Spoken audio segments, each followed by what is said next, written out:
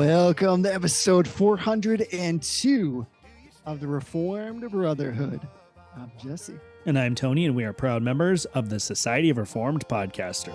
If the sky comes falling down for you, there's nothing in this world I wouldn't do. Hey, brother. Hey, brother. There's no sense in burying the lead because we're talking about the Ascension of Jesus Christ tonight. You see what I did with that? Yeah, it was good. It's good stuff. That was a little juxtaposition there. Yes, that's totally free of charge. You can expect more of that greatness on this particular episode. But we're going to be talking about that in light of what the Scots Confession has to say or has systematized about the ascension of Christ. But before we get to that, we create a little bit of mystery in episode 401 because we posed this question to all the listeners. And that was, what is different about this episode? And I think that you and I were a little bit surprised because we have a lot of astute listeners. Actually, it's not why we were surprised, but we were surprised at the number of things maybe people brought forward as differences. And they weren't altogether wrong, but some were more correct than others. It's true. It's true. We actually had two people who properly identified what we were thinking of, and one person who identified another thing that was different. Legitimate difference. Since we didn't specify which thing was different, we are going to give him a credit on that one. And just to be extra generous, and because we love our listeners, we're going to give all three people who got this right in one form or another a mug. So Rick, Ricky, and Tyler, please do reach back out to me. You messaged me on Telegram as instructed. I'd love to get the information about where to send your pint glass and whether you would like it in color or in black and white. So please, when you hear this, please do reach back out to me and we'll connect about the details. But, I love giving stuff away. We don't do it very often. Yeah, right. Yeah, by the way, the correct answer was, we were trying to discern if people pick this up, is in the last episode, you and I were sitting face to face. We were in the same place. We were. So I'm curious if there was like a difference in the vibe or maybe the audio, and some who are very astute picked that up. Yes. So good on you, brothers. Rick, Ricky, Tyler, all strong names. Totally affirm you. It's true. And I actually we're not going to do it tonight because I haven't thought about it all how to do it yet, but we actually, we had a friend of the show just published a book called Digital Missionary. And he was kind enough to send me a few extra copies. So I'm going to keep one for myself, but I'm going to give away some of the other extra ones that he sent me.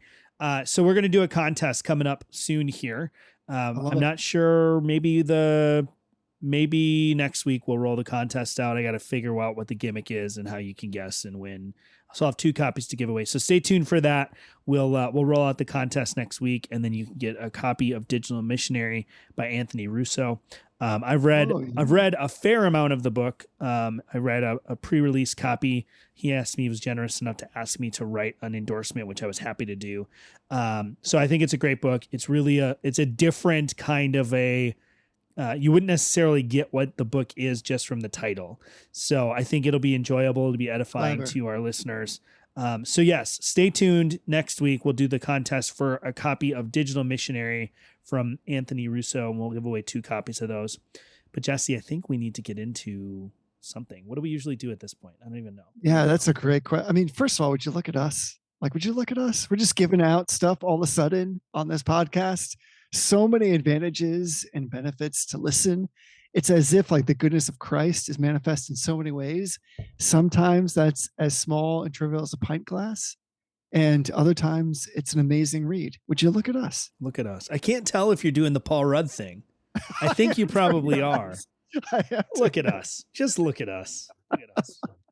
It's so useful. And in this case, it's the most amazing segue into the thing that you're referring to, which is affirmations and denials. So what are you affirming with on episode 402? So I don't know where our listeners are necessarily. I mean, I know where some of them are, and I don't know when they're listening to this, but this week has been hot, really, really warm across most of the United States, which is where most of our listeners are from.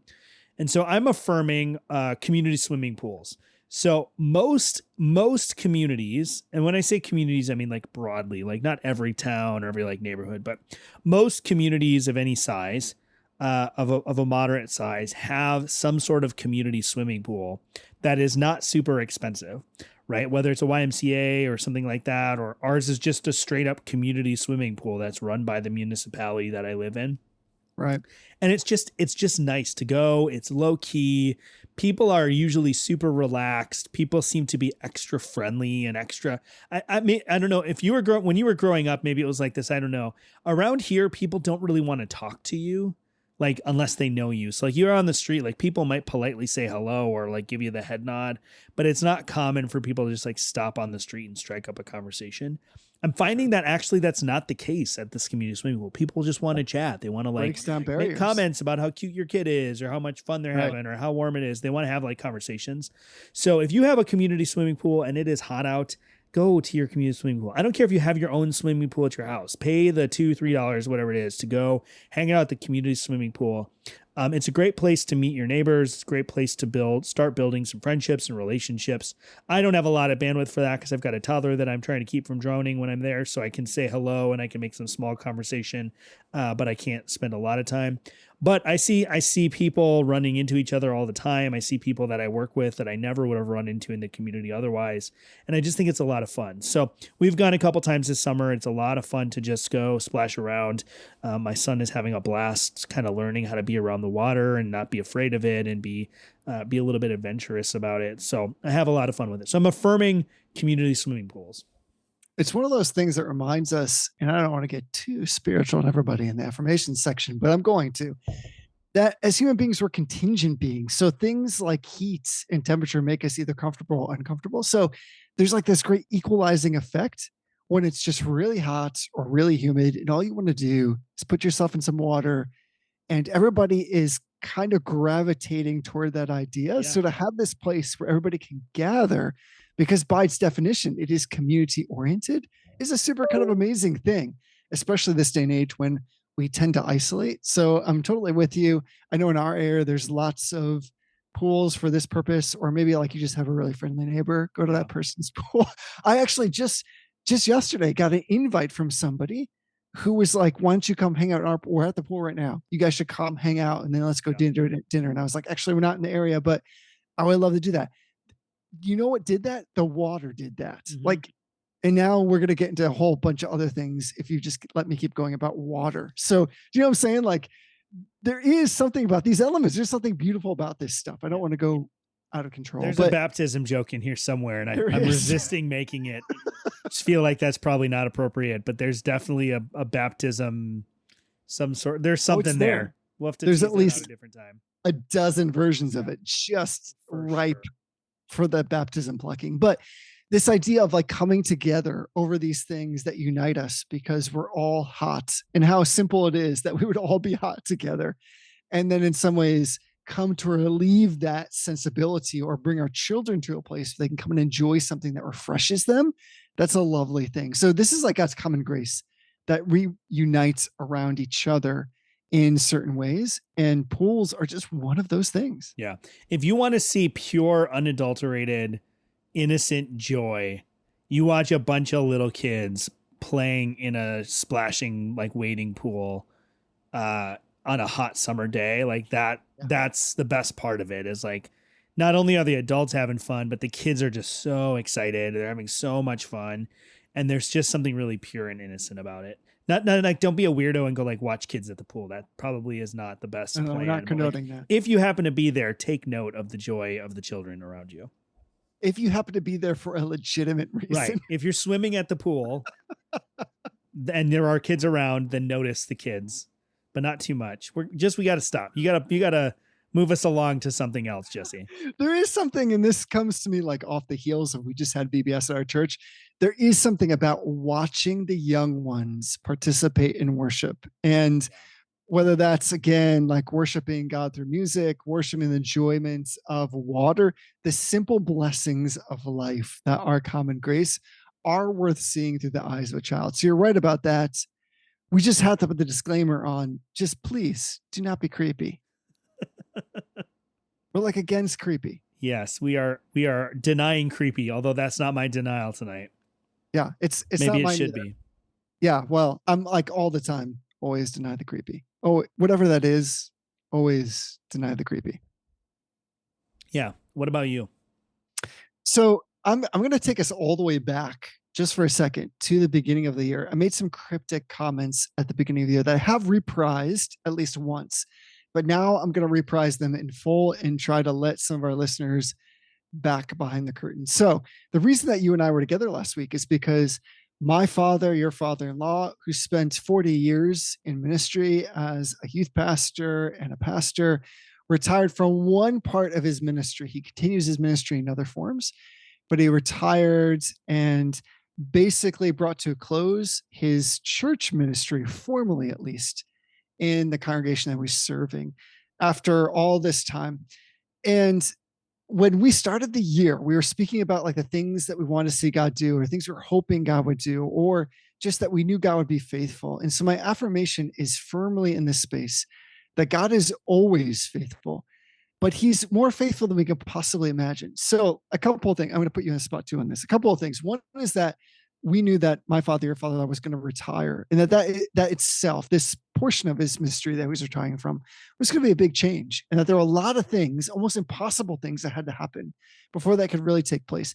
If you are bringing to close a congregation because God is calling people elsewhere and its time has been completed, there's always like an amazing number of logistics that nobody can possibly conceive of, both legal and otherwise. And then beyond that, for various reasons, we know that your family was going to have to find a new place to live. And at the beginning of the year, all these things were ahead of us, and we trusted in God for them. And at the same time, we didn't know how he was going to bring them about. And now, being in the middle of the year, as these things have unfolded in varying degrees, I just want to testify that I think, and I'm going to put you on the spot and ask this question of you too, that God has been better than we possibly could have imagined, that he's done the things that we couldn't conceive of ourselves, that he's brought together all the pieces, and that isn't serendipity. It is power. This is exactly what he does, that in his superintending will, he works all things for good. And of course, we can only see that good mostly in hindsight. But I would imagine if I were to say to you, like, because you've moved this year and you have a new place you're living in, you're growing your family in that new place, is it better than you could have thought it to be at the beginning of the year? Yeah. I mean, I think when Dad announced, and of course he announced to his family that he was retiring, he let his family know before he let his church know, which is totally normal and totally appropriate. It was a bit of fear, like, just honestly, like, it was a scary thing. Right. You know, we're in the worst, or we were, I don't know if we still are, but we were in like historically bad housing market, historically high, maybe not historically high interest rates, but historically high interest rates on the backdrop of historically high inflation that didn't seem like it was going to be getting any better. My father-in-law did not know this when he announced it to us, but we knew it, that we were going to be expecting a second child, which, you know, is always a source of stress. I won't say anxiety, at least not on my part, but it's a source of stress. And as I look back at the last 6 months, since we found out just before Christmas time that this was happening, and what the timeline was, the way that God has brought together the pieces to make this happen in a way that was, I won't say stress-free, because that's not true. Of course. And I won't say without its hiccups, because that's not true. But in a way that is exactly how God intended it, and was and is clearly for the benefit of those involved. And I would include me, I would include you, I would include mom and dad, and obviously my wife and children, and the congregation members. One of the things that's crazy about shutting down a church, at least in the state of New Hampshire, is there are a ton of legal requirements. And not just a church, but any nonprofit. There's a ton of really strange legal requirements that you wouldn't have thought of. And so when we first started talking with the congregation about shutting down the church, we're like, well, we just vote to shut down, right? And then, like, we lock the door on our way out. That's how it works. And we were like, yeah, I guess that's probably how it works. Like, you just say, like, it's like Michael Scott, like, I declare that we no longer exist. and it is, but it's not. And there are a ton of legal fees. There's a ton of legal work that has to be done to make sure that everything is in order, that everything's taken care of. And then we actually, our church building and properly used to own to a private school in our town, used to belong to this private school. And so we approached the school, and Jesse was instrumental in helping facilitate this because he has some connections there. We approached the school and offered to give them back the property and the building, and they jumped at the opportunity.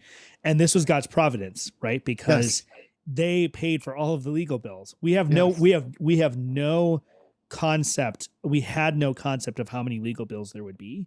Right. And we had no money to match that amount of concept. Even the amount that we would have thought like, yeah, maybe it'll take this much to pay a lawyer. We wouldn't have had that money. So the fact that this school foot all of the legal bills and put all of the money down and took care of all of that. Honestly, I'm not sure what would have happened otherwise. God knows. God would have had it figured out. God would have taken care of his people. I have no idea how the legal stuff would have come together.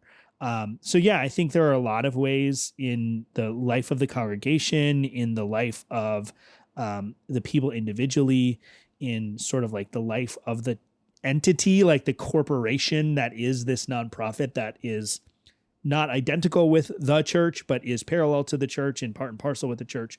All of those things came together in a pretty, I won't necessarily say miraculous. I think God's providence is often mysterious and amazing. But I don't think there was any sort of like breaking the laws of time and space kind of stuff going on here. But God's providence operated in a pretty special way. That is not what we normally see. So I'm thankful to God for that. I'm thankful that it's resolved and wrapped up, and I miss my congregation, and I'm going to miss Dad's preaching, and I'm going to miss everything that it was. But it's also exciting to kind of be moving on to a new stage and a new chapter too. So I'm excited to see what God has next for not just for me and my family, but for Mom and Dad and for the other congregation members. You know, we're connected to these people for better or worse in really specific ways. And so I'm excited to kind of keep in touch with them and see where they land with churches and how their lives progress. So yeah, I think it's a pretty amazing thing that God has done. And this is why I bring it up, because it's a bit of a testimony. It's a bit of a Matryoshka doll of these, like, I know we call it affirmation inception. We can just see them tortoises all the way down. So I'm totally with you. This is one of those things where, again, if somebody's out there and they're experiencing difficult things, or they're up against unforeseen choices, or they know that there's hard times ahead, and sometimes you know that, and that's really hard. Just hear this, that God is incredibly faithful in all the details, faithful in all the things you can't conceive of, faithful in legal problems, faithful in provision for resources and expenses that you cannot see yourself out of, faithful in providing emotional support and mental stability. He does all these things and more.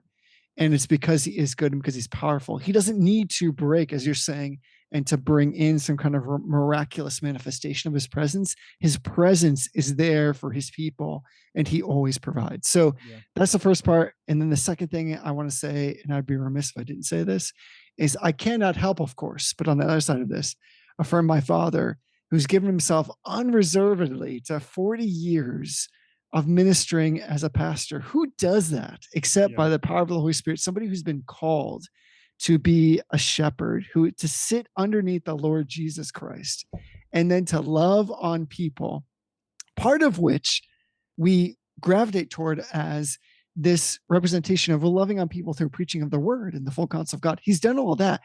What I've seen, though, as his son, as his child, is the loving of people on Tuesday or Wednesday or Thursday when it's hard, when there's counseling that needs to take place, when there is grief and suffering that needs to be addressed, when there's celebration to be had. He's always been present in those things. And I think for the average person who sees mostly their pastor on the Lord's Day, and that's okay, there's probably not a clear conception of what it really means to be in the trenches for God's people, to have a weight and a burden for God's people. So to have that for 40 years and to bear up underneath that well, because he's always relied on the Holy Spirit, I just think he and my mother need to be affirmed for that. I just can't get out from underneath the fact that that is actually their just desserts here, because while God has done all the work, they have been willing vessels in that work. And so I think they deserve for me to stand up now and to give them praise and to give them some great deal of respect for all they've accomplished in God's plan. Yeah.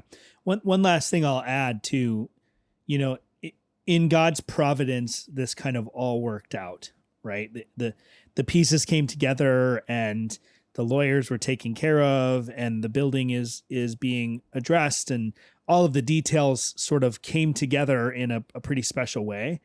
But even if they hadn't, God's providence is still working.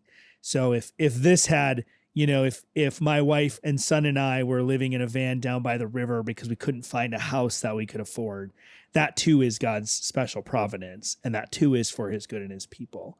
If the church hadn't found a person an organization to take the property and somehow this resulted in the financial ruin of God's people, that too is God's providence. So it's not as though we're saying that we only praise God when his providence sort of results in these extraordinary sort of happy, call them like happy accidents. They're not happy accidents, but like soft providences.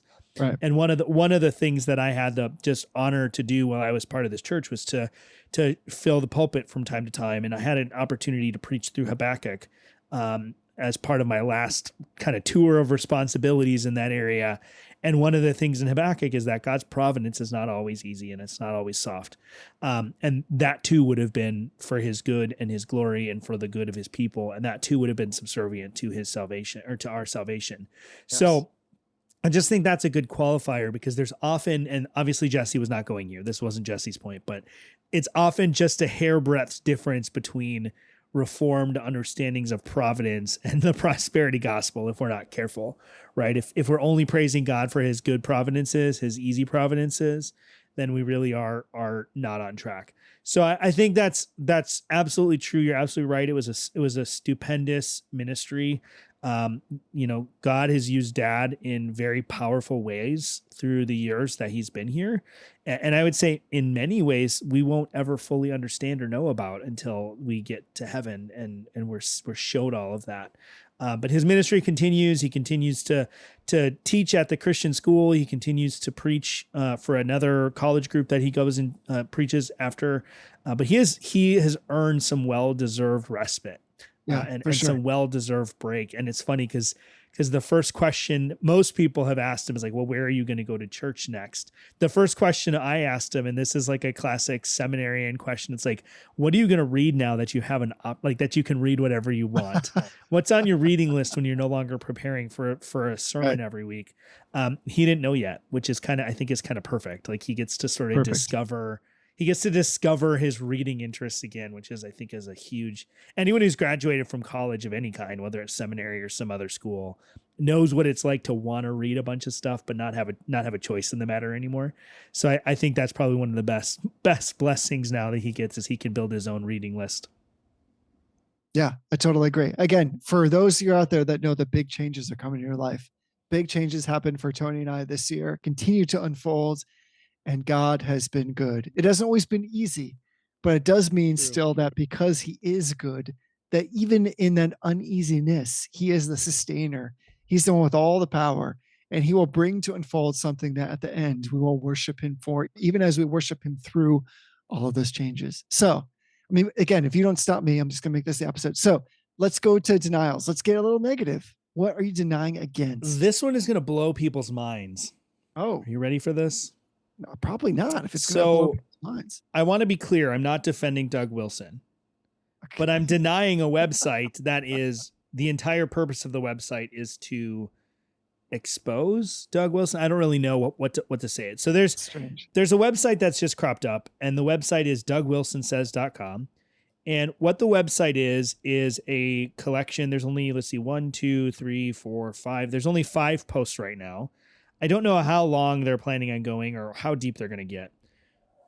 But the website basically takes, at this point, takes a well-known controversial quote from Doug Wilson and kind of like analyzes and explains it. The website has a little bit of a gimmick in that the person who runs the website And as far as I know, actually, the website's not anonymous. I'm pretty sure that the person who is running the website has actually like stated who they are. There's no like, yeah, the name is Nathan Wells, I believe, is the person's name. So it's not some anonymous hit site. It's not some person hiding behind a pseudonym. And Nathan states that he lives in Moscow, and he often in the posts will say, this is what Doug said when I talked to him about it. So it has a little bit of utility in that it is a voice that is on the ground in Moscow, seeing the reality of what is happening. And at least in many cases has had direct conversation of some sort with Doug about these quotes. The reason I'm denying this website is, and this is not so much about Nathan or this website, right? But the website sort of trades in sound bites.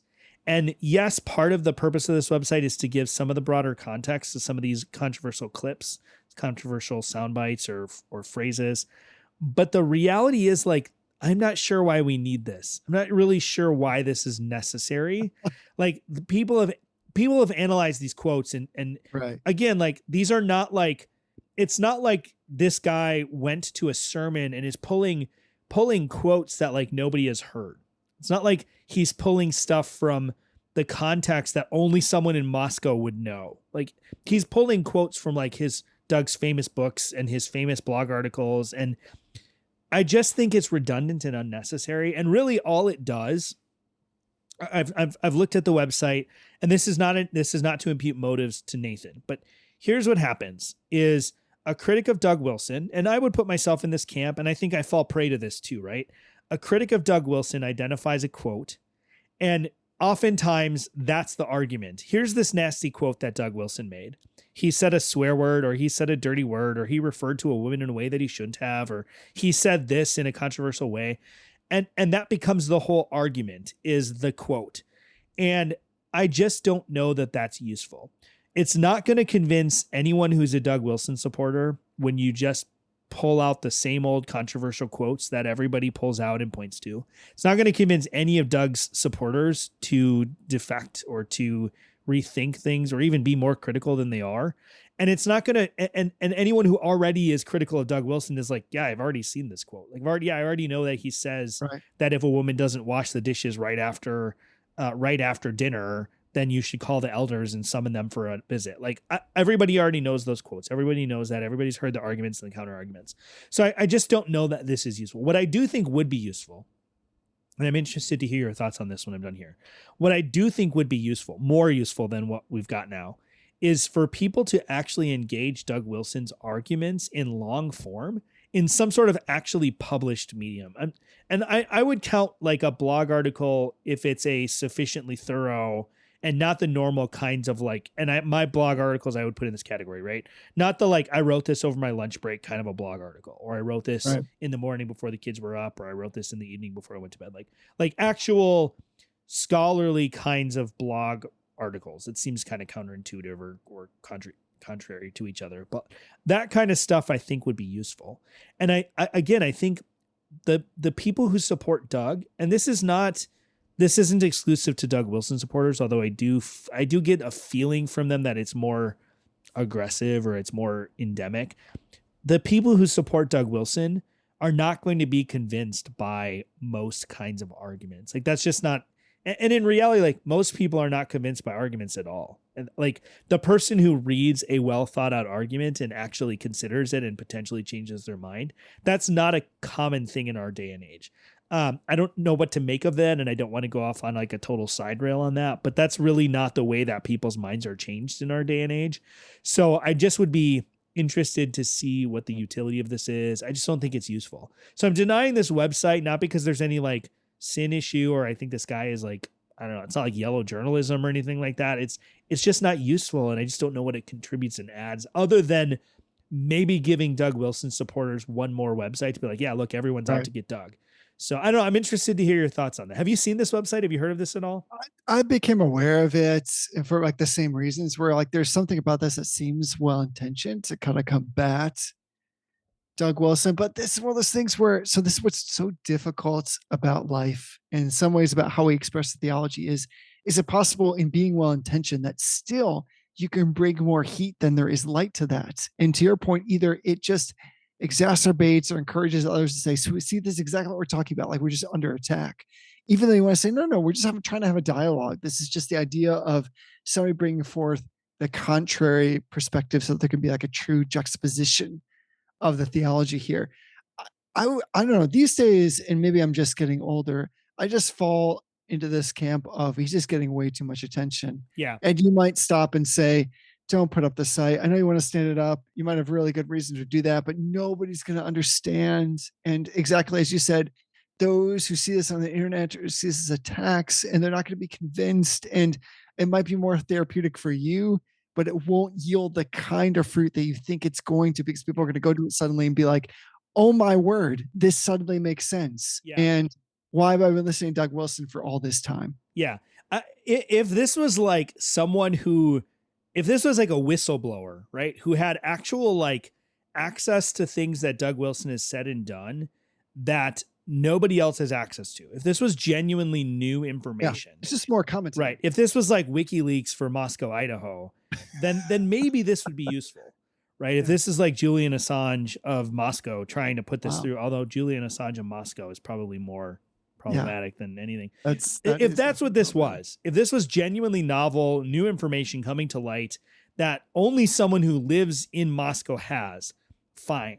But all they're doing is like the same commentary and the same comments on the same quotes that have been done a million times. Right. And maybe we're going to get there. Like maybe as this progresses, he's starting with kind of like the clickbait kinds of things that like everybody who searches for Doug Wilson is looking for the quote where he used that particular like bad word, or like the quote where he talks about what women should be doing after that, like they should be doing the dishes immediately after. Like maybe that's what this initial run is, but I don't get the sense that it is. I think like these are going to be, it's going to be a website of like the standard Doug Wilson gaffes and problems and the standard critiques from a historic Reformed perspective. Like, I just don't think there's going to be anything new coming out of it. And I actually don't think that this will go on for very long, because I just don't see it being probably not satisfying, right? Like I don't write on my blog anymore, not because like I couldn't drive a bunch of traffic to my site if I wanted to. It's not hard to drive traffic to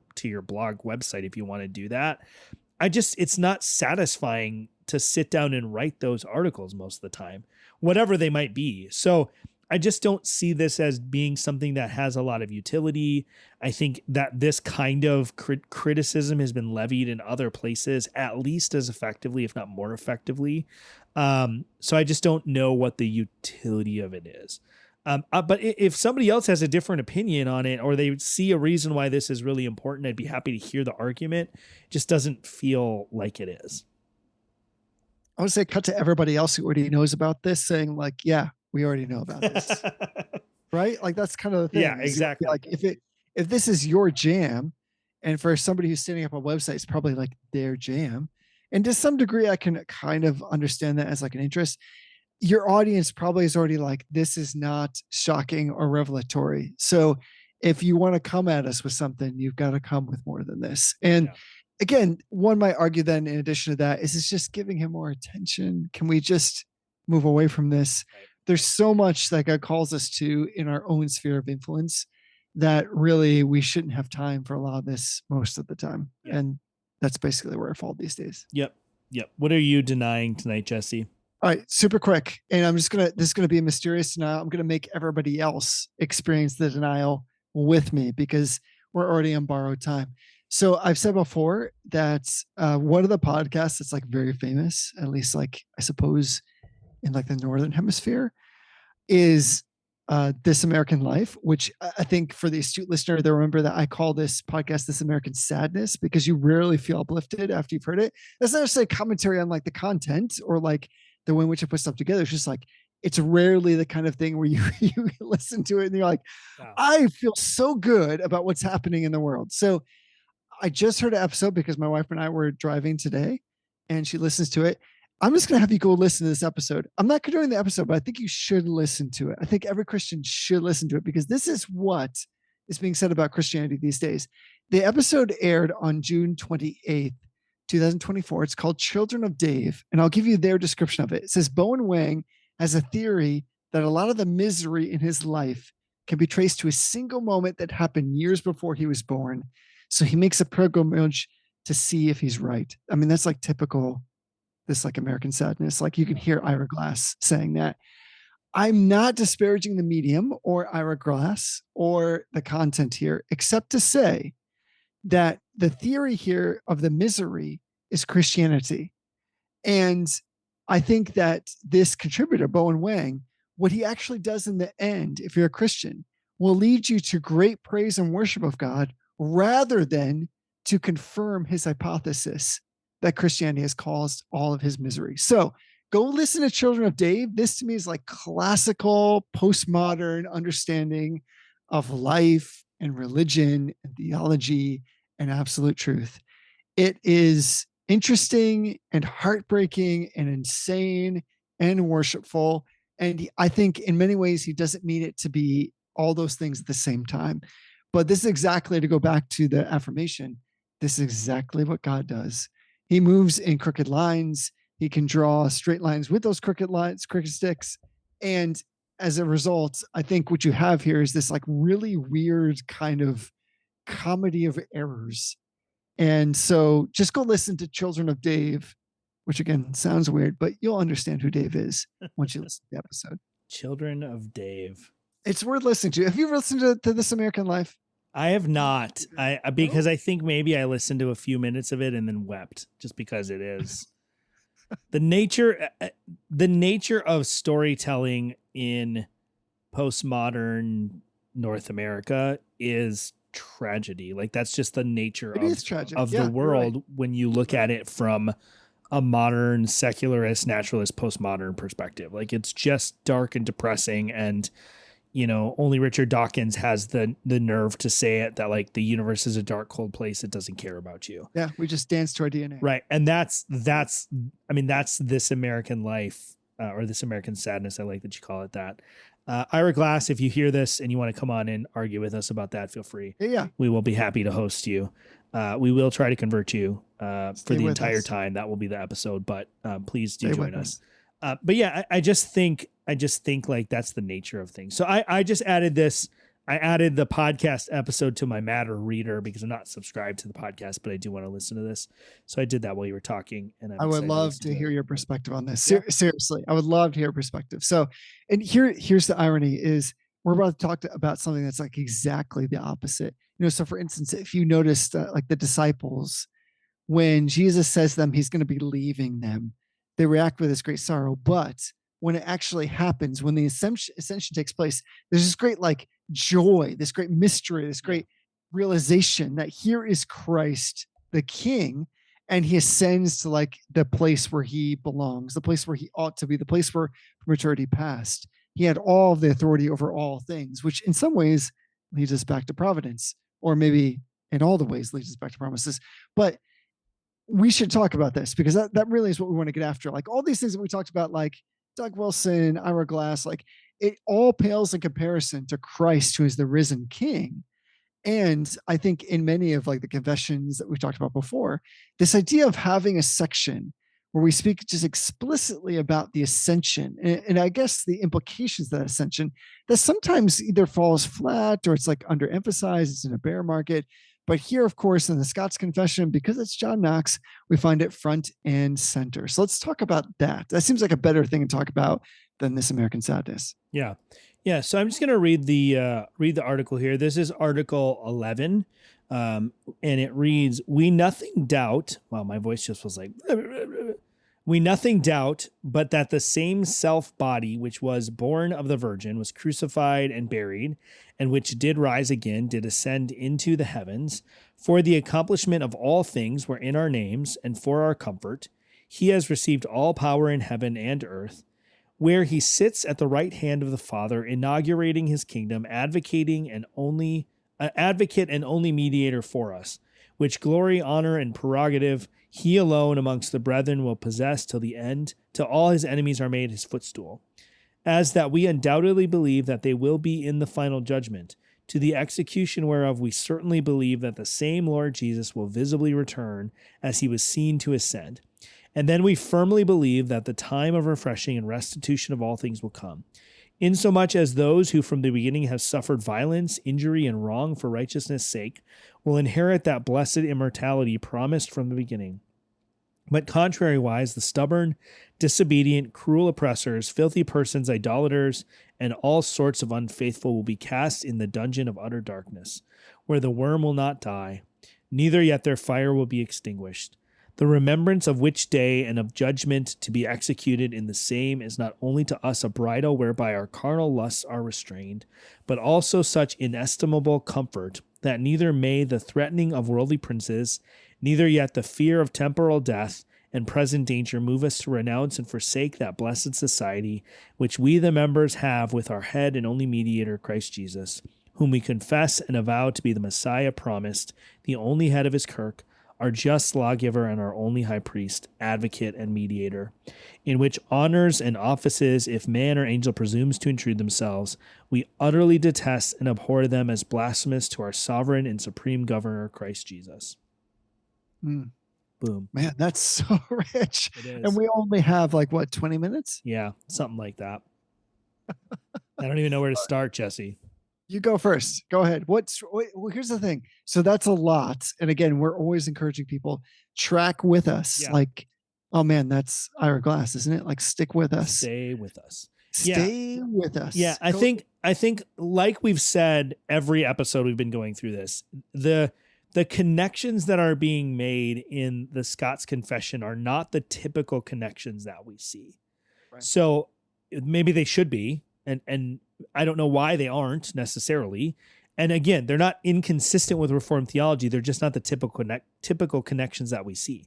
So the Ascension is usually most directly associated with, in Reformed theology, with the ongoing mediatorship of Christ. And maybe of late, the ongoing rule of Christ as the king, right? It's most clearly connected in Reformed theology with the office of the office of mediator, office of priest, and the office of a king, right? So the Westminster Confession, in thinking about the Ascension, I don't know which question number it is off the top of my head, but when it talks about what is the how doth Christ execute the office of a priest, it's he makes intercession continually for us, right? He intercedes for us at the hand of the Father. So when we think about the Ascension, the Reformed mind typically goes to the ongoing priestly intercession of Christ. What I think is so fascinating here is that John Knox connects the Ascension not just to the ongoing mediatorship of Christ, which he does, and not just to the ongoing rule of Christ as the king of his people, but to the judgment, right? Christ ascends to the Father's right hand in order that, yes, that he may intercede for his people, and yes, that he may rule his people, but also that he may return in judgment from that right hand to overcome and to put to final end all of God's enemies. I just think that's a fascinating connection that I don't know that I would have made otherwise.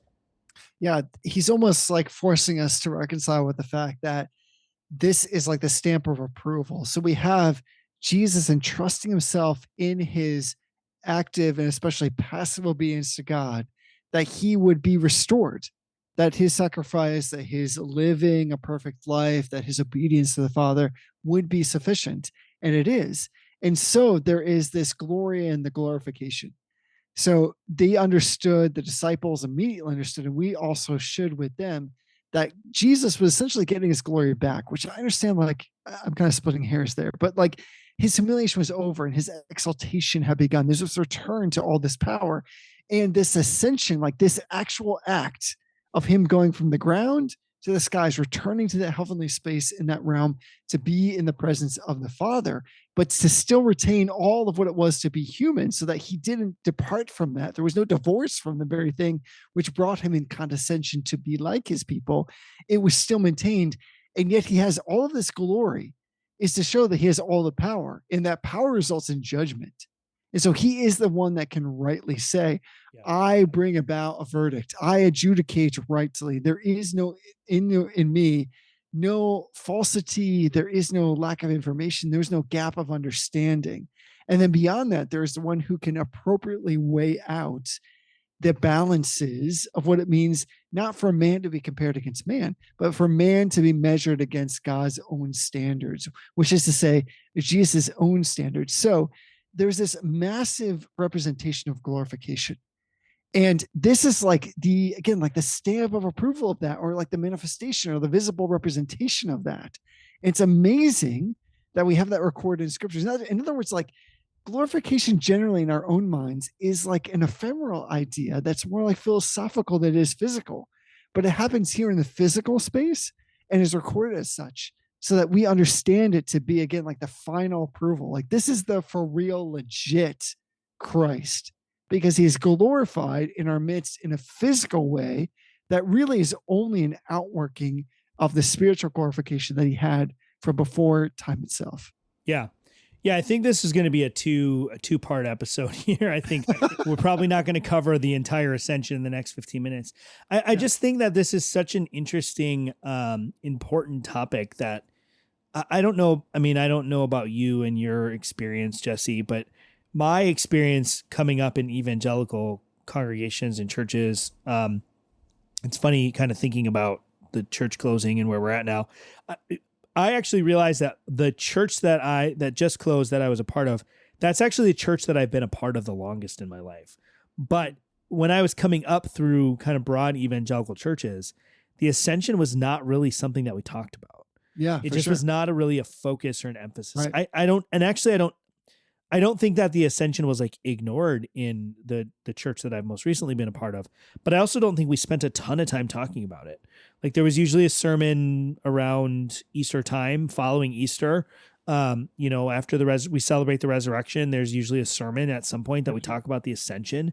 But the theology of the Ascension, the theology that underlies, or I shouldn't say underlies the Ascension, the theology that's driven by and formulated by necessity because of the Ascension and reflecting on the Ascension, really is vital to the system of doctrine that we confess. Yes. Right? So even in the Westminster Confession, it doesn't get a lot of airtime, but it's pretty significant what the airtime that it does get. So in the Westminster Confession, for example, the Ascension is addressed as part of Christ's mediatorship, like I said earlier. And so that's not to say like that's the only place that it sits, but Christ as mediator is the central, I have to be careful how I say this because I haven't reflected on it too much and I don't want to say this too strongly. All of Christ's offices are important, but I think that if you were to say which one is sort of like the central office that Christ fills, or the central office that Christ fills in relation to our salvation, I actually think that Christ's office as mediator is the central office, right? He rules over us as our king and he reveals salvation to us as our prophet, but he brings us salvation and gives us salvation as our mediator, right? So it's not that those others don't play a central or a necessary role, but in terms of the most air that which office gets the most airtime in the New Testament, really, I think it's the mediatorship. And I think we don't think about how intimately connected to the Ascension that actually is. So although I think it's really fascinating how much John Knox goes into judgment and eschatology, and it would be really interesting to chase down like the historical threads about why it is that Knox connects those things so much. He goes into towards the end into lots of talk about how Christ's sovereignty and his ascension as king gives us immense comfort, even when we are locked up and even when we're threatened and we're facing persecution. I have to think it's probably because he faced persecution, right? He talks about the wicked being thrown into a dungeon. Well, he was a galley slave on a boat. So like he knows what it's like to be locked up in a gloomy state and be put to work and to be like tortured and suffer for whatever reason. So I think it's interesting, but I really do think we need to dive into Christ as mediator and how that connects to the Ascension, even though that might take us a little bit afield of the specific things that Knox says here. Yeah, the Ascension is like an act of coronation. I think that's sometimes where it falls down in kind of like modern evangelicalism. We look at the Ascension as like, well, this is just Jesus' retirement. This is where he went. This is how we explain how he was here, but now he's not here. And instead, the disciples are looking to this act. They're literally, as they're standing there watching him ascend, understanding that they had ministered with him. They'd seen him as the Christ. They'd seen him in his death and then his resurrection, prove himself as the one who was the chosen one of God. And so now this ascension is like an investiture of service. So I think we said this before. It's not as if like Christ just goes away. He's graduating, as it were. This is like really language that doesn't suit in its magnitude his current state, but that he ascends to the throne to the right hand of God, where he's given dominion and power and authority over all the earth. So this goes back to what you started with, this idea that there's coronation and glorification, and this is what gives him the right to judge. Without that, without the ascension, and this is an affirmation, a confirmation that it is exactly all the things that he said all along, again, in his active obedience and the passive obedience of dying this ignominious death on a cross, being the cursed one, but then entrusting himself to the Father, who he understood would raise him from the dead because he had performed all those works in the meritorious way that the first Adam ought to have undertaken, but failed to do. And now he comes victorious. And so the one who is the victor deserves the coronation. The one who is the king deserves to be had the crown put in his head. The one who deserved to be raised up, as Moses did with the serpent, is the one who deserves to be ascended. And so here we have Christ doing all of those things. So I think for the disciples, and maybe also, of course, for us, we have to look at that and say, like, yeah, my man, like my Savior and the God man, here he is. And in that, it's more than just explaining, well, what happened? Where is he now? And how is that possible? All of that is secondary to the fact that this is a demonstration of the power of Christ over all the world to bring about, as you've said before, going back to our affirmations, all things are subservient to our salvation. Why is that even true? Because Christ has come and he has lived perfectly. He has died in our stead. He has risen, and then he is ascended to the Father. That is, like, he receives the special privilege in a spatial reality that we cannot fully comprehend, that is only deserved the one who has done all of these things. And so without the ascension, there is no closing of that loop. Like, does that make sense? Like, there is no way of saying, like, this makes now complete sense because we see the authority of Christ demonstrated before our eyes. Yeah. And I think too, like, the ascension is a coronation. And this is where it's kind of paradoxical. Like, I think we often talk about the ascension in terms of coronation, but then we focus predominantly on the mediatorship of Christ, which again is good and appropriate, and I think is the right place to focus. But we don't often talk about the ascension as an ordination, right? Yes. It's not just a coronation to a kingly ministry. It's an ordination to a priestly ministry. And it's not as though, right, in the catechism, right, Christ executes the office of a prophet, priest, and a king in his estate of humiliation and exaltation. So it's not as though these offices start at the ascension. It's not that Christ was not a king, when he was a baby in a manger, and his kingship precedes his incarnation. His mediatorship precedes his incarnation. His prophetic role precedes his incarnation. But there is a special kind of inflection point where he comes into his fullness as prophet, as priest, as king, that occurs at the ascension, that I think we just don't place enough weight on, right? Like in my evangelical upbringing, I use that kind of colloquially, like when I came up as an evangelical or in an evangelical context, like the ascension is almost like a afterthought, right? It's funny when you said from the ground to the sky, like I immediately started thinking like, Lord, I lift your name on high. But like, think about that song. Like that is such a, like, almost like a throwaway line. It's like, like that's not even part of the ministry of Christ, is the fact that he went back to heaven. I don't know what the reflection on it is. I actually think there's no reflection on it in most of evangelical contexts. Like there just is not a thoughtful reflection on the ascension and what it does in the economy of salvation that most evangelicals, and therefore most people coming out of evangelicalism, have really placed on it. It's not that they get the theology wrong. It's almost like they don't have a theology of ascension, which I think is just a really, really big whiff.